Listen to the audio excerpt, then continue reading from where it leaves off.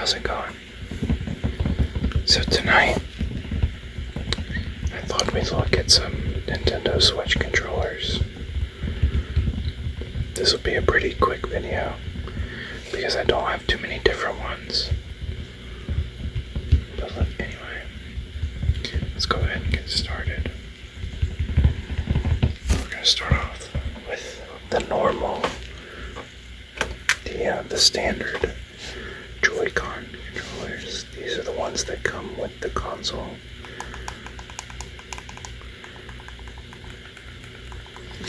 These have a really clicky sound to them.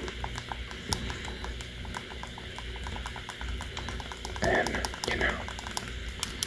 for being smaller controllers, I mean, you can just tell the way they fit in my hand. They're pretty small, especially considering my hands aren't very big. I do enjoy these a lot. I feel like they're really well made. They do have a couple of problems, but that's mostly with connectivity and stuff. Sometimes I find that these don't connect like they're supposed to. I mean, even this one, the left one right here, you can tell that only 2 of the lights are working, whereas on the other one, 4 lights are working. I'm not really sure what it means, but sometimes I do have some trouble connecting this one to the console itself, and I think that has something to do with it.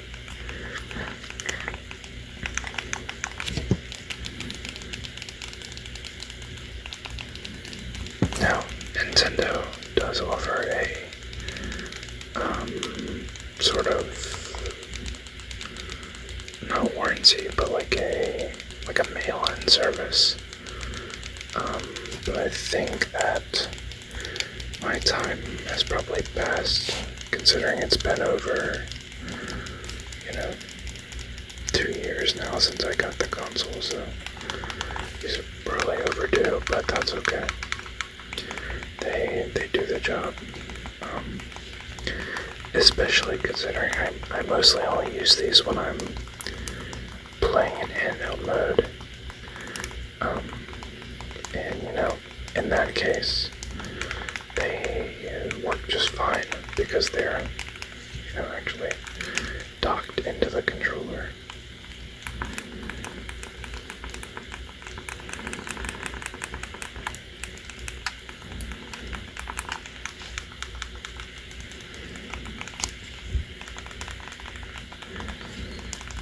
But yeah, I got these on launch day. I also picked up a pair of the red and blue ones on launch day, so that I instantly, had a separate pair to play with other people. And I think that decision has, panned out pretty well. I actually find myself mostly using the colored ones, but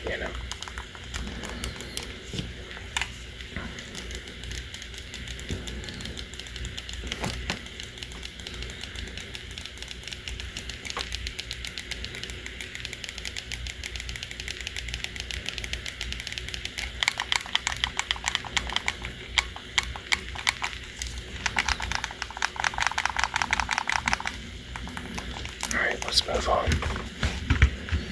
Just gonna set those right there. So next we will talk about the Pro controller. This is pretty much the only thing I use, with one exception that I'll get to later, but pretty much the only thing I use when I'm playing games on my TV, which is probably about 75% of the time that I'm using my Switch. I just don't really take it out much, but yeah, I just love this controller. It feels really high quality, really well made, as it should. I think the retail price of this controller is about $70, which may have gone down since the console came out, but I know that's what I paid for. It was $70. But overall, I feel like it's been a pretty worthwhile experience. You know, I've definitely gotten my use out of it, and I will continue to do so. I really like the buttons. They're really chunky. You know, they seem a lot bigger than most controllers nowadays. And I don't know, they remind me of like a Sega Genesis controller. You know, with those big, the fat buttons from back in the day. And the sticks are diagonal, like the Xbox One controller, or Xbox controller in general. And I really like that design, especially in this case, because the sticks themselves feel a lot wider, you know, a lot smoother and just bigger in general than the Xbox One sticks, and I really like a bigger stick, so yeah, I like these a lot. My only complaint, I guess, is with the triggers. When I'm holding the controller like this, my finger tends to rest on the very edge of this trigger, you know, right, say right here on both sides. And so I wish this trigger was just extended, just to be, you know, a little bit longer. But I don't find my finger slipping off too much because it does have that small edge that curves up, which yeah, that helps a lot. And alright, let's go ahead and move on. What do we have next? Let's see. Next we have two classic controllers. One is Nintendo brand and the other is not. Let's go ahead and look at the not Nintendo brand next.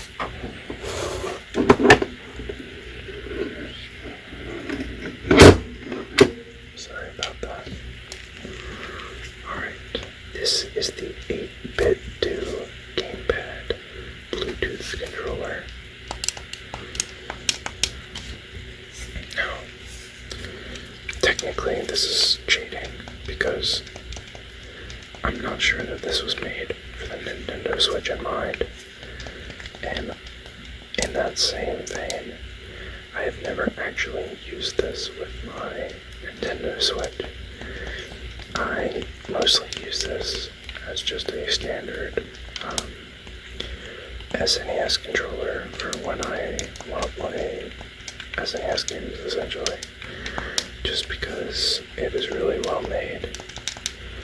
It's a little expensive, at least for an SNES controller. Maybe it's not, I don't know. I forget what I paid for it, but I was looking online, and they do make ones that are specific for the Nintendo Switch.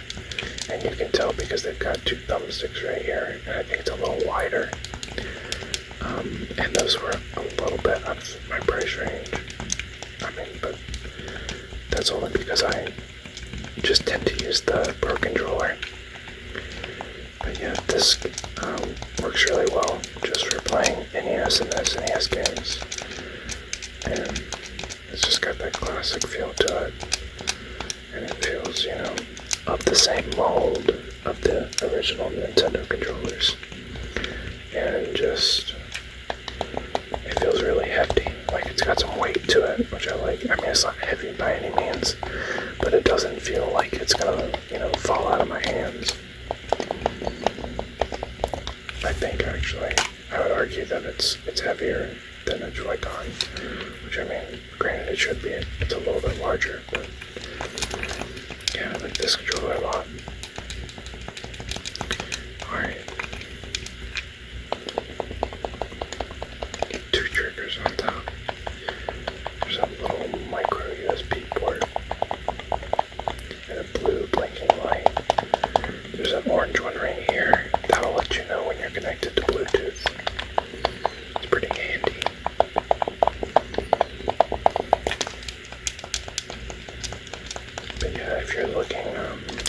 any sort of retro controller that also has like modern functionality, definitely check out this company. 8-bit too. They seem to make a lot of quality stuff, and this is the only product I own by them, but I've heard a lot of great things. Alright. Got one final controller, and this one is made by Nintendo. This is the Nintendo Switch branded GameCube controller. Now, I've got to be careful with this because it is extremely loud. The triggers are really substantial, and they've got that classic spring-loaded sound to them that can be overbearing. I mean, I quite literally only use this for Smash Bros. Ultimate, and everybody in the room knows that it's a GameCube controller just based on the sound alone. I mean, when you're, just that, even just moving around and hearing that click to the left or to the right or around, even the C-stick right here, it's just got that sound to it that everybody knows and everybody loves. But that sound is very loud, so we can slow it down and just kind of admire it.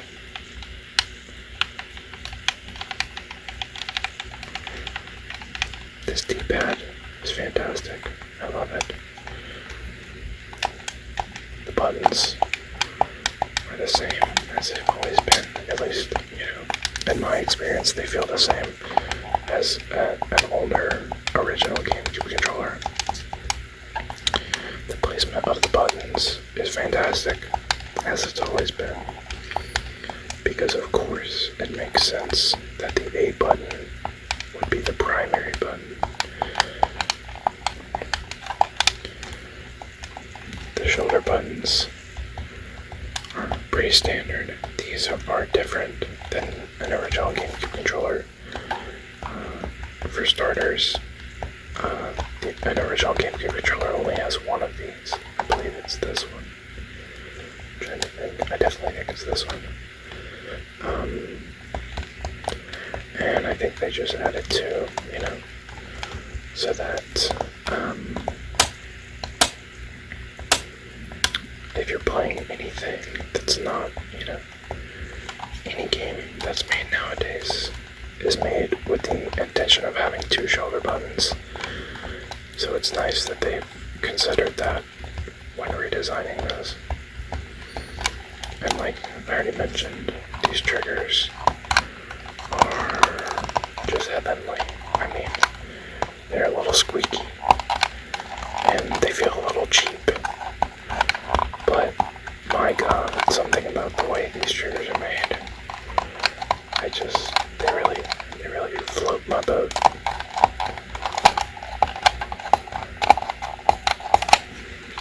It just feels like a really solid controller, but these sticks press in, which quite frankly, again, I'm not sure if the original has that feature. Just listen to these sticks, man. I could listen to this all day. To get close with that.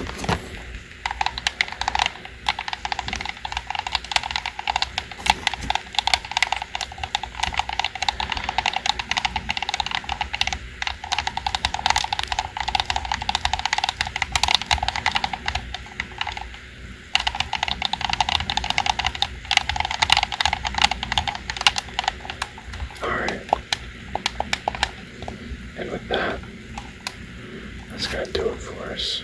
This is our final controller of the night.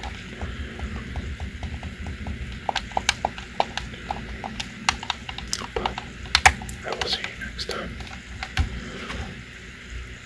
Alright. I hope you're enjoying this. If you made it this far. And I will see you next time. If you've got any suggestions, as always, leave them in the comments below. I would love to have a conversation with you. Have a good night.